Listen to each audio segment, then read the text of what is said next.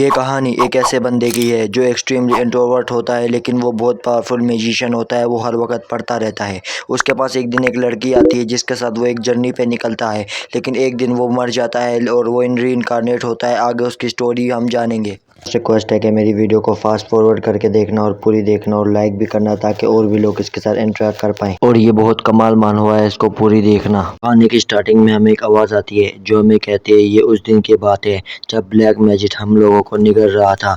फिर हमें दो बंदे दिखाए जाते हैं जो रो रहे होते हैं, एक लड़का होता है एक लड़की होती है। उसके बाद वो बंदा कहता है कि मैं उसके बाद गहरी नींद में चला गया और कभी नहीं उठा। फिर हमें एक लड़की रोते हुए दिखाई जाती है।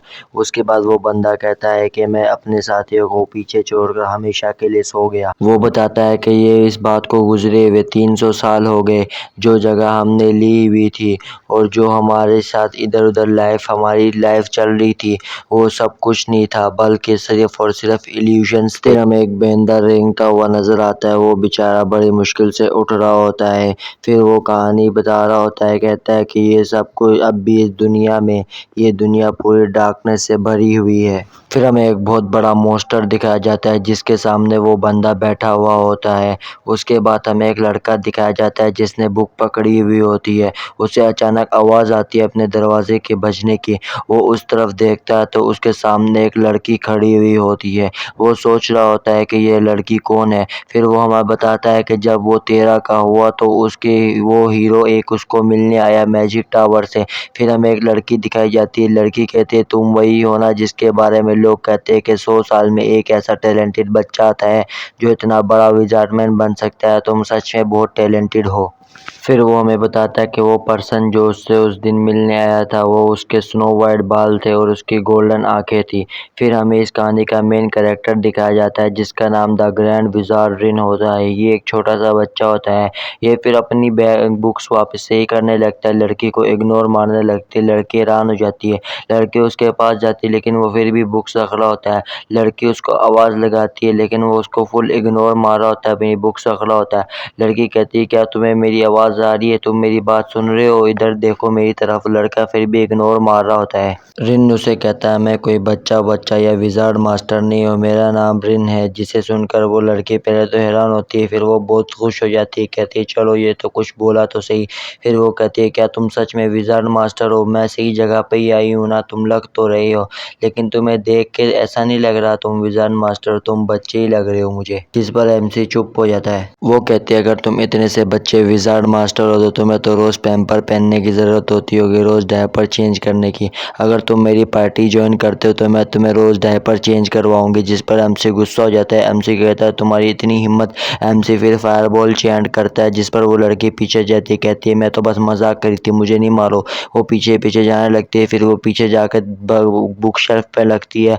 फिर से उसके सर में एक अंडा बन जाता है। फिर ऊपर से बुक्स उसके ऊपर आके गिर रही होती हैं। रिन उसको देख के हैरान हो जाता है। रिन कहता है आखिर ये कैसी नमूनी है, इसके लिए तो मुझे पावर इस्तेमाल करने की भी ज़रूरत नहीं है। वो अपनी फायर पावर को अंदर बुला लेता है।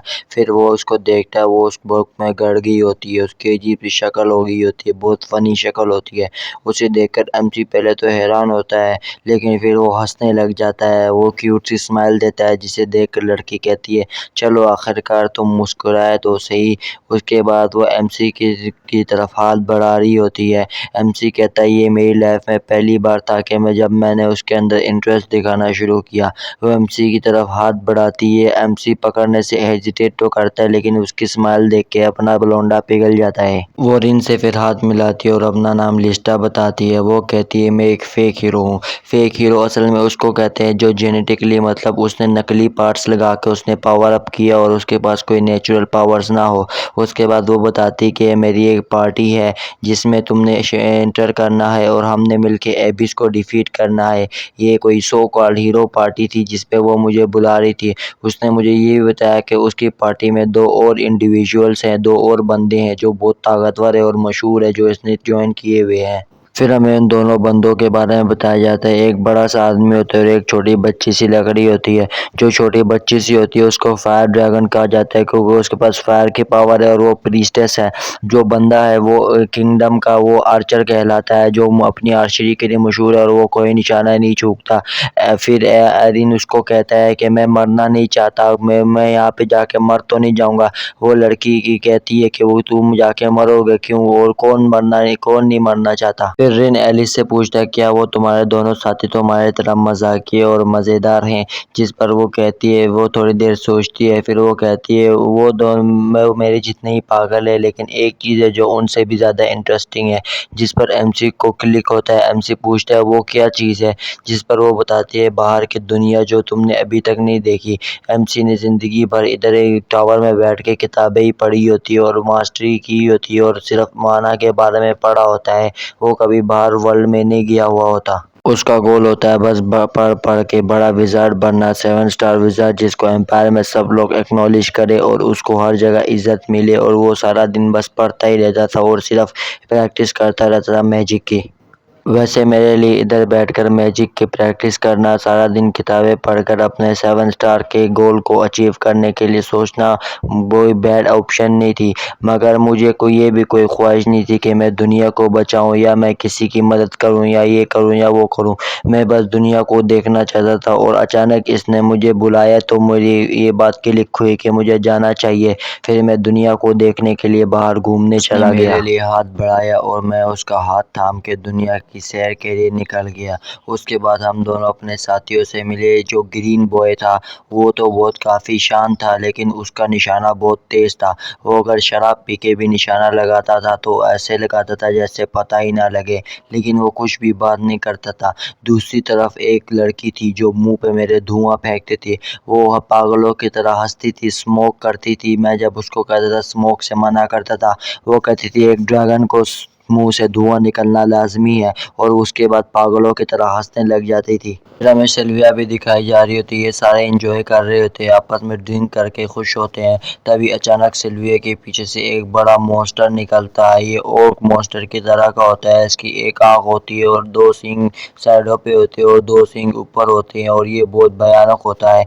इसे देखकर वो सब तैयार हो रहे होते हैं। एमसी देख के हैरान हो रहा होता है। सिल्विया जोश में आ जाती है। रिन फिर बताता है ये दोनों दिखने में शायद कितने भी निकम्मे दिखते हो, लेकिन इनकी स्किल्स के साथ कोई मुकाबला नहीं कर सकता। इनकी स्किल्स अनडिफीटेबल है। ये अपनी उसमें बहुत ज़्यादा महारत हासिल करते हैं। फिर वो दिखाया जाता है कि वो एक ही अटैक में ग्रीन बॉय उस मॉन्स्टर की आँख में छेद कर देता है। पीछे से लड़की भी अपना अटैक तैयार कर रही होती है। फिर हमें दिखाते हैं कि वो रेड बालों वाली लड़की ने एक ही अटैक में उस मॉन्स्टर का सर उड़ा दिया होता है। उसके बाद रिन बताता है कि ये सारे स्ट्रॉन्ग थे। हमने बहुत से मॉन्स्टर से लड़ाई की। हम यहाँ पे एबिस के नॉर्थ साइड पे गए और हमने एबिस के मिनियंस को भी मारा। हमने एक एक को मारा, हमने किसी के नहीं छोड़ा, लेकिन उनमें से कोई भी इतना स्ट्रॉन्ग नहीं था जो हमारा मुकाबला कर सके। हम उन सब में सबसे स्ट्रॉन्ग थे। उसके बाद हमें सिल्विया दिखाई जाती है जिसने एक मॉन्स्टर को बीच में से काट दिया होता है। वो पीछे फ्लेक्स मारते हुए रिन को कहती है रिन तुम्हें कभी मेरे लिए मत गिरना, मेरे से प्यार मत करना, ठीक है। फिर वो अगले पैनल पे हमें दिखाते हैं कि सिल्विया रिन को पूछ रही होती है कि तुम क्या इस मॉन्स्टर हंट के बाद मेरे साथ वर्ल्ड टूर पे जाओगे। मैं इतना बेवकूफ़ था उस वक्त, कभी मुझे सिल्विया बेवकूफ़ बनाती थी और भी मुझे लड़कियां बेवकूफ़ बना देती थी, लेकिन मैं फिर भी अपनी इस लाइफ से खुश था। मुझे अपने कॉमरेड्स और सब कुछ पसंद था। मेरी लाइफ बहुत अच्छी जा रही थी और मैं इसको एंजॉय कर रहा था। ऐसा करते करते 5 साल बीत गए, लेकिन जब हमारी ये लड़ाई एबिस के साथ ख़त्म होने को आई, कुछ मेरी बॉडी के साथ होने लग गया। फिर हमें सिल्विया दिखाई जाती है जो बहुत बुरे हाल में होती है। वो आंसू फूट फूट के रो रही होती है। फिर हमें एमसी दिखाया जाता है जो ज़ख्मी हालत में होता है। वो बताता है कि ये 5 साल तक एनिमीज़ के अटैक झेल झेल कर मेरी बॉडी बहुत कमज़ोर हो गई थी। इस वजह से मैं मरने की कगार पर आ गया था। उसके अलावा किसी ने मुझे सोल ईटिंग पॉइजन भी दे दिया था जो मेरी रूह को आहिस्ता आहिस्ता करके खा रहा था। फिर रिन बताता है कि मेरी लाइफ बहुत जल्दी ख़त्म होने वाली है और मेरी मौत बहुत करीब है और मैं मरने वाला हूँ। उधर ग्रीन बॉय बेचारा चुप करके खड़ा होता है, वो कुछ कर भी नहीं सकता था। रेड वाली लड़की कहती है कि मैं किस कर्ज को नहीं तोड़ सकती, ये बहुत हैवी कर्ज है।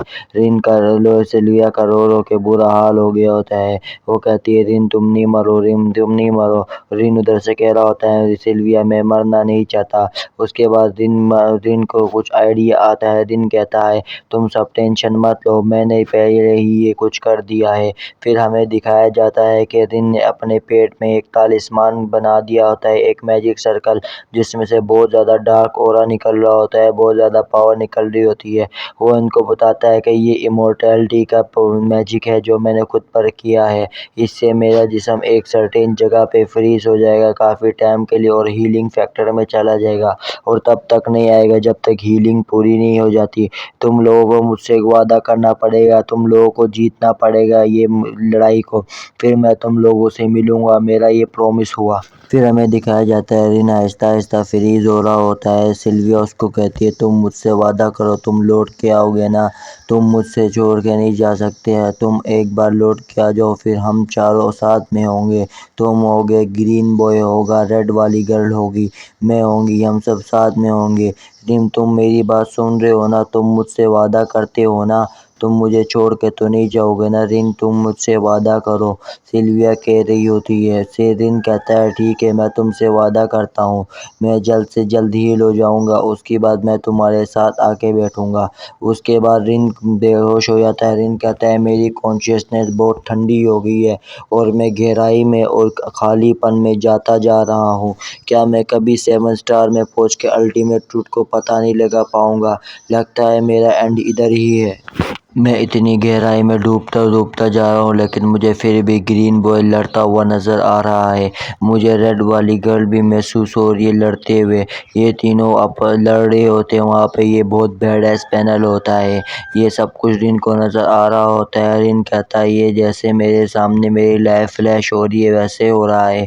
वो तीनों उधर एबिस से लड़ रहे होते हैं, वो उधर जा रहे होते हैं, उधर उधर लड़ रहे होते हैं, जिस पर रिन कहता है ये अब एबिस का यहाँ पे खात्मा है। इस एबिस के सामने अब ये खाली एबिस है, अंधेरा से भरा हुआ। इस एबिस के सामने मेरे तीनों साथी खड़े हैं जो इस एबिस को तबाह करने वाले हैं। फिर अचानक से इस रिन के सामने सब कुछ अंधेरा अंधेरा हो जाता है, रिन को कुछ नज़र नहीं आ रहा होता। फिर तभी बहुत ज़्यादा रोशनी होती है और रोशनी में एक बंदे की आँख दिखाई जाती है। वो आँख पहले थोड़ी फड़फड़ाती है, फिर उसके बाद वो आँख जब खुलती है तो हमें नज़र आता है ये एक छोटा सा बच्चा होता है, जिसको पीछे से एक औरत बुलाती है, कहती है रिन तुम इधर देखो, तुम ठीक तो हो ना? जिस पर वो पीछे देखकर उसको माँ कहता है। फिर ये हमारा मेन कैरेक्टर रिन ही होता है। रिन कहता है आखिर मेरी माँ कहाँ से आई, मैं तो अनाथ था, ये कौन है? फिर वो आसमान की तरफ देखता है, वो देखता है यहाँ पे तो पूरा एनवायरनमेंट ही चेंज हो गया हुआ होता है। फिर वो देखता है कि वो बाजार में खड़ा होता है। वो कहता है आखिर मैं ये कहाँ पे खड़ा हूँ और मैं ये कौन सी जगह पर हूँ?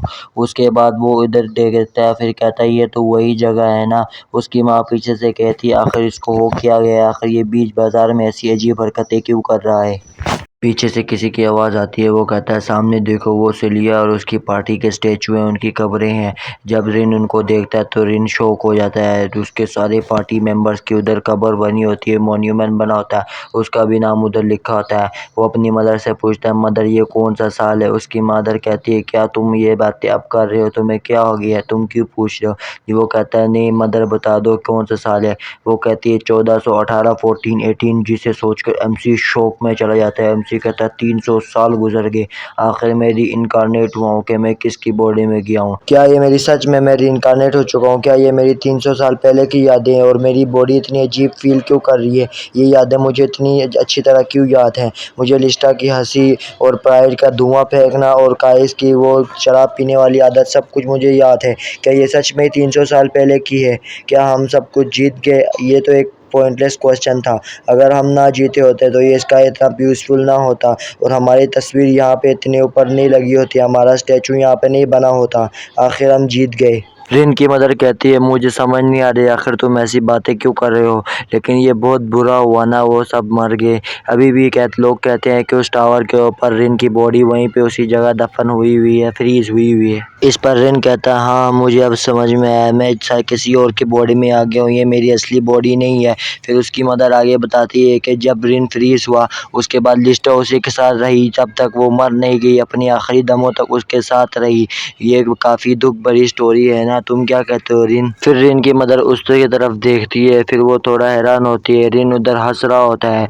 रिन की मदर कहती है ये तो दुख भरी कहानी है, आखिर तुम हंस क्यों रहे हो? इस पर रिन कहता है कि नहीं मैं हंस नहीं रहा हूँ। फिर वो आगे को चलने लगता है, पीछे से उसकी मदर उसको आवाज़ लगाती है, लेकिन रिन आगे को जाता है। रिन स्टेचू के सामने खड़ा हो जाता है, फिर स्टेचू पे हाथ रख के रिन रोने को लग जाता है। रिन कहता है तुम मुझे माफ़ कर दो, मैं उधर नहीं आ सका। उसके बाद हमें रिन का फ्लैशबैक दिखाया जाता है। रिन कहता है उन तीनों ने मेरे बारे में जो कुछ भी कहा हो वो मुझे पता नहीं है, लेकिन मैं एक हिस्टोरिकल फिगर बन चुका हूँ, लोग मुझे एडमायर करते हैं। एम्पायर में एम्पायर के किंग ने मेरे लिए एक मोन्यूमेंट बनाया है, मेरा मुजस्समा बनाया हुआ है, जिसमें लोग आके मुझे पूछते भी हैं, और कुछ लोग तो मुझे बड़ा स्वॉर्ड सेंट मानते हैं, मुझे बहुत बड़ा मैजिशियन मानते हैं। ये मेरे पिछले 300 साल गुजरे हैं, इन्होंने मेरे लिए कुछ नहीं छोड़ा, बस मेरे लिए मैजिक छोड़ा, थोड़ी मेरी बैटल मेमोरीज छोड़ी, और पीछे एक लंबी सी जर्नी छोड़ी जिसमें हमने मॉन्स्टर से लड़ाई की। मैंने अपने दोस्तों के साथ घूमा और मेरे दोस्तों के मुस्कुराते हुए चेहरे और दर्दनाक स्टोरियाँ छोड़ दी।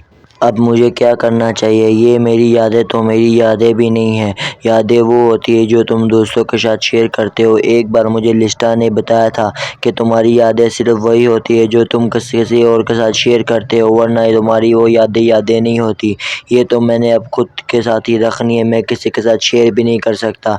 ये वो भी पूरी होंगी यादें बनेंगी जब मैं उनसे जाके मिलूँगा मरने के बाद। अब तो ये मेरे कानों में सिर्फ गूंजती है और मुझे उनकी आवाज़ें सुनाई देती हैं, और उसके अलावा कुछ नहीं होता। तभी रिन की मदर आती है और रिन को एक कप चाय देती है, कहती है ये चाय पी लो। रिन सोच रहा होता है मैं क्या करूँ, उन्होंने मुझे इस वर्ल्ड में अकेला छोड़ दिया है, यहाँ मैं किसी को ना जानता हूँ, ना किसी के साथ मेरा ताल्लुक है।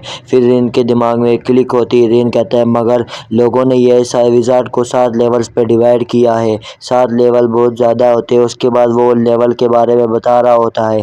पहला लेवल आम विज़ार्ड का होता है जो एकदम नॉइस होता है, जिसको ज़्यादा कुछ नहीं आता। इस विज़ार्ड को बांडोरन कहते हैं। सेकंड क्लास में इंटरमीडिएट विज़ार्ड होता है, ये थोड़ा ज़्यादा पावरफुल होता है और इसको लिमिटलेस कहते हैं क्योंकि इसकी लिमिट ज़्यादा होती हैं। तीसरा विज़ार्ड सीनियर स्टार विज़ार्ड होता है जिसको एल्टस कहते हैं, ये उससे एक लेवल और होता है और ये पावरफुल होता है। फिर चौथा स्टार एडवांस विज़ार्ड ग्लैडोस होता है जिसको ग्लैडोस कहते हैं, ये काफ़ी पावरफुल होता है। पांचवा स्टार ग्रैंड विज़ार्ड एक्विज़ार्ड कहते हैं जिसको, वो भी और पावरफुल होता है। उसके बाद छठा लेवल आता है, छठे लेवल में स्टार सेज आता है, रैम्पेज, ये बहुत ज़्यादा पावरफुल होता है, इससे कोई भी पंगा नहीं ले सकता और ये किंगडम लेवल पे होता है, इसकी बहुत इज्जत होती है। 7 स्टार सेज होता है जिसको सिंजेन सेजी कहा जाता है, ये आज तक कोई नहीं यहाँ पे पहुँचा, ये लेवल पार करना मुश्किल होता है। इस लेवल पे कहते हैं कि बंदा दूसरे वर्ल्ड में चले जाता है, उसको हर एक चीज़ की अंडरस्टैंडिंग होती है, उसको पता होता है कि ये चीज़ कैसे काम करती है, ये चीज़ कैसे काम करती है।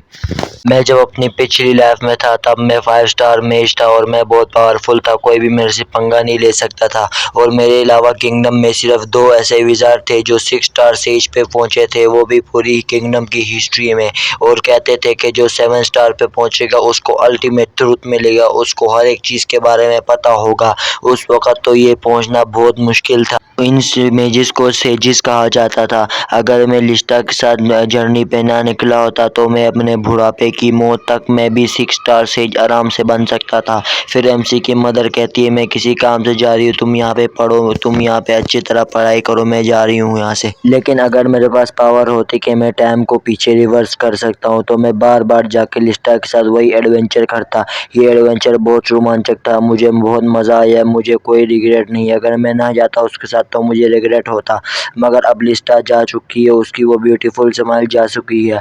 मैं उम्मीद करता हूँ कि ये वर्ल्ड वैसे ही होगी जैसे उसने कहा था और वह ये वर्ल्ड में सारे स्माइल करते होंगे। फिर हमें दिखाया जाता है कि रिन अपनी मदर के साथ बाहर कहीं पे जा रहा होता है। रिन कहता है कि जिस वर्ल्ड के लिए हम तीनों ने इतनी मेहनत की, इतना हम उस पर डेस्परेट थे बचाने के लिए, वो आखिर कैसी होगी। लोग कहते हैं कि जो एक बार 7 स्टार पे पहुंच जाता है उसको वर्ल्ड का ट्रूथ नजर आता है, उसको वर्ल्ड की नेचर नजर आती है, उसको पता लग जाता है एनर्जी कैसे काम करती है। मुझे बस इस लाइफ में 7 स्टार पे पहुंचना है और मुझे खुद को पुश करना है और मुझे खुद को मजबूत करना है अपनी ये फीलिंग से जो मेरे अंदर एम्प्टीनेस है और मेरे अंदर जो दुख है अपने साथियों को खोने का। उसके बाद हमें फ्लैशबैक नजर आता है। फ्लैशबैक में लिस्टा एमसी को दिखा रही होती है, कहती है वो देखो वो बाग है, वहाँ पे फूल है जिस पर राइडियस जोन से लाल बालों वाली एमसी की कंपेनियन होती है। वो कहती है ये जगह कुछ ज्यादा ही रोमांटिक है एमसी जैसे कोल बंदे के लिए, इसने कभी ऐसा कुछ नहीं देखा होगा, ये जगह ज्यादा ही रोमांटिक है। हमें रिन का दूसरा साथी कायस दिखाया जाता है जो शराब पी के अपने मस्त माहौल टून होकर इधर उधर घूम रहा होता है। फिर हमें रिन दिखाया जाता है। रिन कहता है इससे अच्छा तो मैं एक और किताब पढ़ लेता और मैं मैजिक में आगे चला जाता, आखिर इस फ्लावर के बाग में ये क्या खास बात है। फिर रिन बताता है कि वो सब पल तो ऐसे अजीब से भी थे लेकिन खुशी वाले भी थे और दिन सबके साथ घूमना बहुत इंजॉयबल था। सारे पार्टी मेंबर चीयरफुल थे मगर वो सबकी मुझे बहुत याद आती है, वो बहुत अच्छे थे। फिर वो उन सबका नाम लेता है। वो कहता है लिस्टा, प्राइड और काइस, तुम्हें मैं अब गुड बाय करता हूँ, अभी मुझे आगे चलना पड़ेगा। फिर वो बताता है कि जो मर गए हैं वो पीछे ही खड़े रहेंगे और जो जिंदा है उनको आगे लाइफ चलना पड़ेगा, अपने पीछे सब कुछ गिव अप करना पड़ेगा। ऐसे बुरी यादों के साथ कोई बंदा अपनी ज़िंदगी में मूव ऑन नहीं कर सकता, आपको भी मूव ऑन कर लेना चाहिए। फिर इसके बाद रिन बताता है कि इसी के बाद मेरी लाइफ का दूसरा पहलू शुरू हो गया और मेरी ये दूसरी लाइफ शुरू हो गई। इसके बाद हमें रिन का पास्ट का सीन दिखाया जाता है। रिन पीछे की तरफ देख रहा होता है। फिर वो कहता है क्या फैमिली, जिस पर लिस्टा कहती है हाँ फैमिली, में फैमिली की बात कर रही हूँ, क्या तुम्हें फैमिली पसंद है, तुम्हें फैमिली चाहिए। जिस पर एमसी कहता है नहीं मुझे फैमिली नहीं पसंद है, मैंने तो आज तक अपनी मोम को देखा ही नहीं। मैं नॉर्दर्न एरियाज़ के पहाड़ों में स्लम्स में पैदा हुआ था जहाँ गरीब और भीखमंगे लोग रहते थे। मुझे अगर डीन के उस टावर मास्टर के डीन ने मुझे अगर नहीं देखा तो मैं आज भी वहाँ पे भूखा होकर मर गया होता। और मुझे फैमिली वैमिली में दिलचस्पी नहीं है क्योंकि मेरे पास कोई इमोशन ही नहीं है, मैं किसी के साथ आज तक रहा ही नहीं हूँ। इसके बाद पीछे से प्राइड आती है और एमसी के गले में हाथ डाल देती है, रिन को कस के दबाती है, कहती है बेचारा मुझे इस पर तरस आ रहा है, इसने बचपन से इतनी मुश्किल ज़िंदगी गुजारी है। एमसी फिर उसको खुद को छुड़ाता है। एमसी कहता है मुझे फैमिली वैमिली की ज़रूरत नहीं, मैं बचपन से अकेला रह रहा हूँ, अगर मेरी फैमिली होती भी तो मुझे उनको ट्रीट करना नहीं आता। पीछे से फिर लिस्टा आ जाती है। लिस्टा एरिन को कहती है कि ये इतना भी मुश्किल नहीं है, इतना कॉम्प्लिकेटेड मत बनाओ इसको, तुम्हें बस उनके साथ अच्छे से बात करनी है, अच्छे सलूक करना है, वैसे भी तुम काइंड हार्टेड हो, ये तुम्हारे लिए इतना मुश्किल नहीं है, तुम बहुत ग्रेट करोगे। तभी एमसी सो के उठते हैं। एमसी को आवाज़ आती है उठ जाओ यंग मास्टर, सुबह का टाइम हो चुका है, नाश्ता करने आ जाओ। रिन सो के उठता तो उसकी मेड कहती है गुड मॉर्निंग यंग मास्टर। रिन कहता है चलो मैं आता हूँ, तुम जाओ मैं आ रहा हूँ। फिर रिन उठता है, उठ के वो थोड़ा अपनी स्ट्रेचिंग करता है, अपने हाथ पाँव सीधे करता है, फिर वो शीशे में जाके खुद को देखता है। फिर कहता है wow I am very cute looking, मैं मजाक कर रहा हूँ गैस, वो ऐसा कुछ नहीं कहता। फिर वो अपने अब्बू की तरफ जा रहा होता है। वो जाते हुए सोचता है कि मेरे 300 साल पुरानी मेमोरीज इस बिगड़े हुए नवाब के अंदर आ गई थी, वो भी सिर्फ 20 दिन पहले। ये लड़का जो रेन है ये एम्पायर की 5 सबसे बड़ी मैजिकल फैमिलीज़ में से एक है और इसके फैमिली का नाम लुडविक फैमिली है। और मैं जो पिछली लाइफ में एक ऑर्फन था, मेरे लिए ये लाइफ बहुत मुश्किल होने वाली है, मुझे बहुत मेहनत करना पड़ेगा इस लाइफ को अडेप्ट करने के लिए। उसके बाद वो अपनी मदर के पास जाता है। मदर कहती है वाह तुम इतनी जल्दी उठ गए, तुम बिल्कुल सही मौके पर आए हो, तुम जाओ अपने फादर को हमारे पास नाश्ते के लिए बुलाओ। वो अपने फादर के ऑफिस में जाता है, वहाँ पे वो अपने फादर को देखता है। फिर हमें बताया जाता है इसके फादर का नाम केविन लुडविग होता है जो मेन हेड का बेटा होता है। ये बहुत इसको मैजिक का शौक होता है और एक ये बहुत बड़ा रिसर्चर होता है। फादर उसको देखता है, कहता है तुम मुझे थके थके से लग रही हो, लगता है तुम जर्नी के बाद आकर सही तरह सोए नहीं हो, तुम्हें बुखार तो नहीं हो गया, तुम शक्ल से बीमार क्यों लग रही हो, मुझे लगता है इतने लंबे सफ़र ने तुम्हें थका दिया है। जिस पर रिन कहता है फादर आप हमारे साथ नाश्ता नहीं करोगे। तो फिर जिस पर रिन का फादर कहता है अच्छा तुम इतनी दूर से, मेरा बेटा सिर्फ मुझे नाश्ते के लिए बुलाने आया था, तुम्हारा शुक्रिया पर मैं मैं नहीं आ सकता, मैं यहाँ पे काम कर रहा हूँ। फिर वो नीचे अपनी किताब देखने लगता है। उसे रिन देख के रिन कहता है फादर ये क्या मैजिक है? जिस पर उसका फादर कहता है हाँ ये थीसिस है, मुझे 1 हफ्ते में इसको जमा करवाना है, ये बहुत लाजमी है। अगर मैं कुछ खा लेता हूँ तो मेरा दिमाग फोगी हो जाता है, सही तरह काम नहीं करता, इसलिए मैं खाली पेट रह के क्लियर होकर ये काम जल्द से जल्द फारिग करना चाहता हूँ। वो कहता है फादर मैं आपकी हेल्प कर सकता हूँ। उसका फादर कहता है क्या तुम मुझे चीयर करना चाहते हो? तो फिर तुम कर सकते हो। रिन कहता है मैं आपको चीयर नहीं करना चाहता, मैं आपकी मैजिक में हेल्प करना चाहता हूँ। उसका फादर कहता है तुम्हारी हेल्प वेलकम है, लेकिन अगर तुम खाने के लिए लेट हो गए तो तुम्हारी मदर ने मुझे डांटना है। रिन कहता है मैं मदद करना चाहता हूँ। रिन पेन उठाता है, फिर वो लिखने लगता है। रोन कहता है मैजिक एक ऐसी चीज़ है जिसको आपको लॉस को जानना पड़ता है, फिर उन्हें अपने हिसाब से सेट करना पड़ता है। उसका फादर रिन को देख के हैरान हो जाता है, वो मैजिक लिख रहा होता है। वो अपने फादर को बताता है जो आपने यहाँ पे रू की वो इक्वेशन लिखी है ये एक दूसरे के साथ क्लैश कर रही है, इसके लिए जगह आपको गू की इक्वेशन लिखनी है और सबसे सही जगह यही है गू की इक्वेशन लिखने के लिए, और आपको लॉ नंबर 41 और 41 और 42 को यूज़ करना है। फिर आपको इस चीज़ का आंसर मिल जाएगा। रिन का फादर देख के शॉक हो रहा होता है, कहता है आखिर इस बच्चे ने ये कैसे किया, ये तो एकदम इम्पॉसिबल है। इतनी बड़ी एकेडमियों के इतने बड़े विजार्ड्स और स्कॉलर्स ये कर नहीं पाए इतने सालों से। ये 200 साल पुरानी स्पेल है जो कि एक बहुत बड़े मैजिशियन ने लिखी थी। ये आखिर इतना करना मुश्किल है, ये इतनी पावरफुल स्पेल लेके इससे किंगडम को कितने सारे फ्लूड्स और कितने सारे डिजास्टर से बचाया जा सकता है। ये बहुत पावरफुल स्पेल है। आखिर रिन ने ये सीखी कहाँ से? वो तो अभी बिगिनर लेवल मैजिक पे है, बेसिक सीख रहा है। उसने आखिर ये कोडिंग कैसे ठीक की? रिन अपने फादर से कहता है चलो फादर मिलके ब्रेकफास्ट करते हैं। उसका फादर सोच रहा होता है कि ये आखिर लुडविग फेवरी का डिसेंडेंट है, ये बात अगर हम कंसिडर करें तो। फिर वो कुछ सोचता है, फिर वो स्माइल करता है, फिर वो जाकर रिन को गले लगा लेता है, कहता है चलो आज खुद मिलके नाश्ता करते हैं। उसके बाद हमें रिन दिखाया जाता है जो कुर्सी पे बैठा होता है। वो बताता है कि जो ये बॉडी है, जो रेन है इस लड़के का नाम, इसकी फैमिली बहुत छोटी है, इसके एक बाप है, एक माँ है और एक इसकी 6 साल की छोटी बहन है। ये जो दरवाजे से मुझे झांक रही है इसकी छोटी बहन है, इसका नाम सेरी है। इसकी रेड चमकती हुई आंखें और ब्लैक बाल हैं जो इस बहुत क्यूट है। ये क्यूट सी दिखने वाली बच्ची के पास लुडविग फैमिली की एबिलिटीज़ हैं। फिर एमसी उसकी तरफ देखता है, वो एमसी को देख के घबरा जाती है और वो बाहर को भाग जाती है। एमसी कहता है आखिर ये छोटे बच्चे मेरे से, पता नहीं मुझे इनकी समझ में क्यों नहीं आती। वो कहता है वैसे ये अंडरस्टैंडेबल है क्योंकि मैं जब इस लड़के की बॉडी में आया था तो इसकी मेमोरीज़ में ये कभी भी सीरी के लिए कायन नहीं था। सेरी हमेशा से डर के भागती थी। ये बस कायन तो नहीं कह सकते, ये बस हर चीज़ को डिफरेंटली देखता था, किसी भी चीज़ को अच्छे से ट्रीट नहीं करता था। फिर उसको लिस्टा के ख्याल आ रहे होते हैं। लिस्टा कहती है तुम्हें उससे अच्छे से बात करनी चाहिए, इस वर्ल्ड में तुम क्या कर रहे हो, तुम अपनी फैमिली के साथ ऐसा क्यों कर रहे हो, वो तुम्हारी छोटी बहन है। जिसे देखकर एमसी को थोड़ा गुस्सा आता है। एमसी को लिस्टा की आवाज़ें आती है। लिस्टा रिन को कहती है कि मुझे तुम्हारे ऊपर भरोसा है, तुम अपनी फैमिली को अच्छे से ट्रीट करोगे। फिर वो एमसी अपनी बहन को बुलाता है, वो कहता है सीरी इधर आओ। सीरी जब अंदर घबराते हुए देखती है तो एमसी कहता है आओ मैं तुम्हें मैजिक सिखा देता हूँ, या फिर हम दोनों मिलके खेल भी सकते हैं, जल्दी से अंदर आ जाओ। फिर वो वहाँ से भाग जाती है, जिसको देखकर एमसी कहता है वो एक या हुई। एमसी कहता है यार ये बच्चों को इतना करना डिफ़िकल्ट क्यों होता है, ये बच्चों को संभालना। फिर एमसी की बहन वापस आती है, जिसको देख के एमसी हैरान होता है। एमसी कहते हैं ये बुक तुम एक बुक क्यों लाई हो, तुम ये 1 ग्रेड वाली बुक क्यों सीख रही हो मैजिक की, क्या तुम खुद से ही पढ़ रही हो मैजिक? जिन कहता है तुम सिर्फ 6 साल की और तुम अभी से मैजिक सीख रही हो, ये काफ़ी इंप्रेसिव है। उस पर वो सिर हिला के हाँ हाँ कर रही होती है। एमसी कहता है चलो मैं तुम्हें सिखाता हूँ, जिस पर वो बेचारी स्माइल करके खुश हो जाती है। उसके बाद हमें एमसी का पास दिखाया जाता है। लिन को लिस्टा दिखा रही होती, कहती है फ्लावर का तुम्हें पता मतलब क्या है?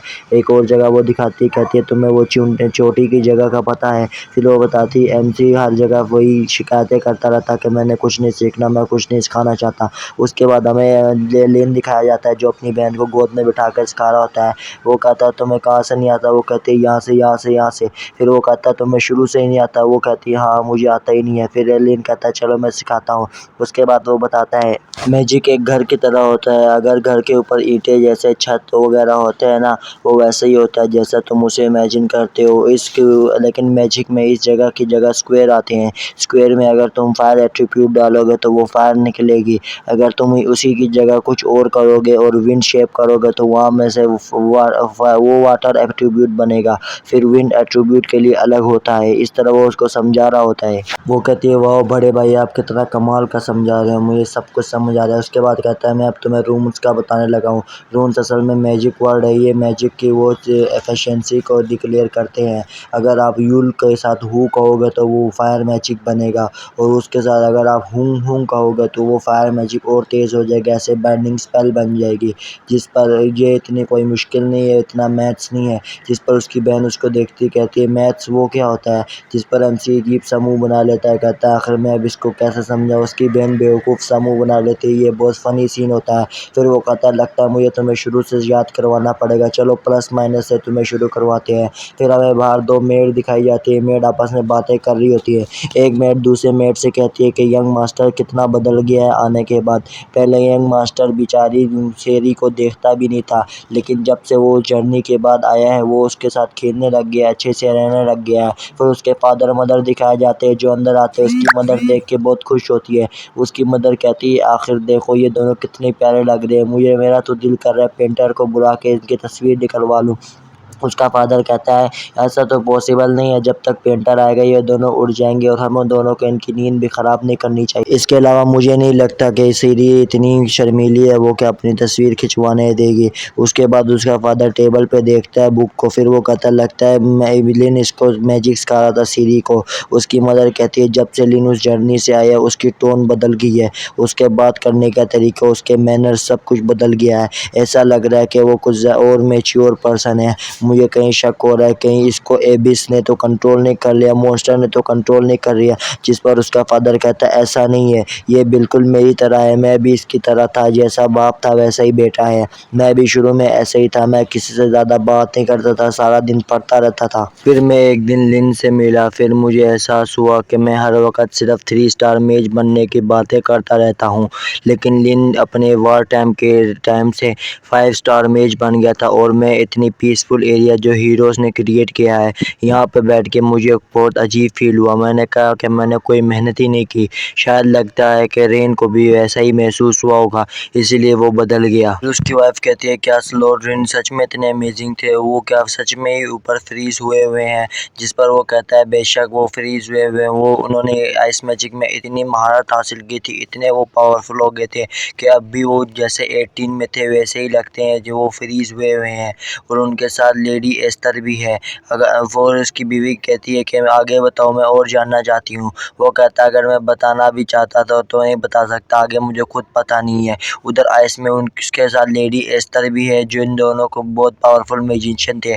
उनका भी वो बीच एक मैजिक छुपा हुआ है जो फिर वो दोनों ही यूज़ कर सकते थे, लेकिन उस लेडी एस्टर ने अपना वो एक खत भी छोड़ दिया। उन्होंने लेटर छोड़ दिया किंगडम के लिए कि जो एक शख्स आएगा वो आके वो किंगडम से लेटर लेके जाएगा। रेन का फादर कहता है मुझे लगता है कि रेन एक जीनियस है, उसने एक मैजिक का वो टुकड़ा ऐसे सॉल्व कर दिया जिसके पीछे मैंने अपने सालों बर्बाद कर दिए, एक बार देखने के बाद ही उसने वो सॉल्व कर दिया। बड़े बड़े स्कॉलर भी उसको सॉल्व नहीं कर पाए। मुझे लगता है कि वो सेज के लेवल पे जाएगा, लगता है कि वो उससे भी ऊपर लेवल पे जा सकता है। उसकी बीवी थोड़ा शौक होती है, फिर कहते हैं शायद यही वजह थी कि आपने आज हमारे साथ नाश्ता किया। उस पर उसका हस्बैंड कहता है ये थोड़ा मेरे लिए जल्दी होगा, लेकिन मुझे लगता है इसको हमारी फैमिली की ब्लड लाइन टेक्निक सिखानी चाहिए।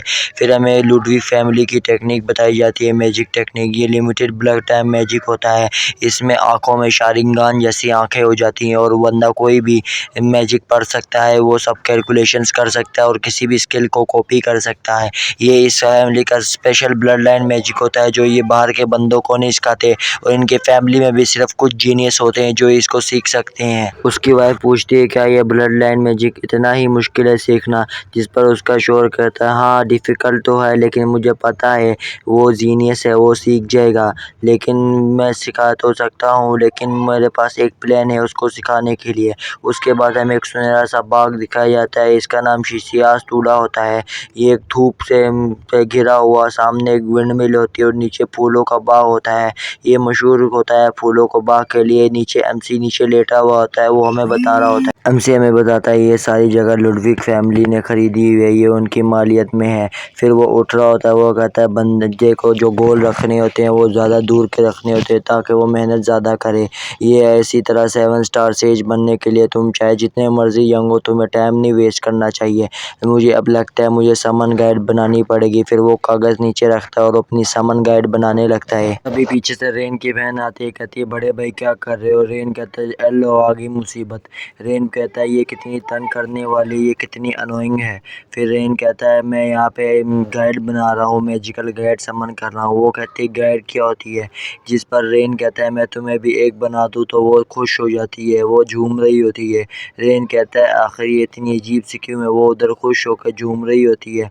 वो कहता है मुझे बच्चे बिल्कुल भी समझ में नहीं आते और इसकी उम्र के हिसाब से इसकी बातें थोड़ी ऑकवर्ड है, मुझे कभी कभी लगता है कुछ तो गड़बड़ है। फिर उसके बाद रेन नीचे मैजिक स्पेल लिख रहा होता है। वो कहता है यहाँ पे जू लिखना, यहाँ पे जा लिखना, यहाँ पे ये वो लिखना है।